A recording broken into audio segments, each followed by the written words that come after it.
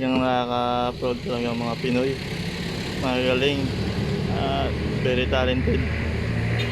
Subscribe din po natin yung video ni subscribe natin siya,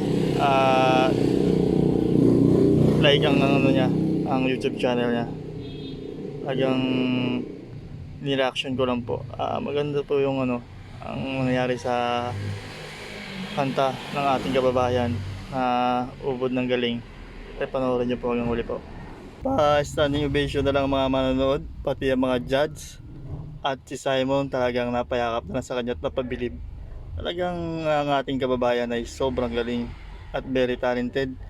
Naway suportahan nyo si Roland Bonot sa kanyang destiny na American Idol Got Talent.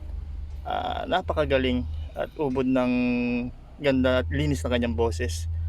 At ang aking ano po channel po, subscribe nyo na rin po ang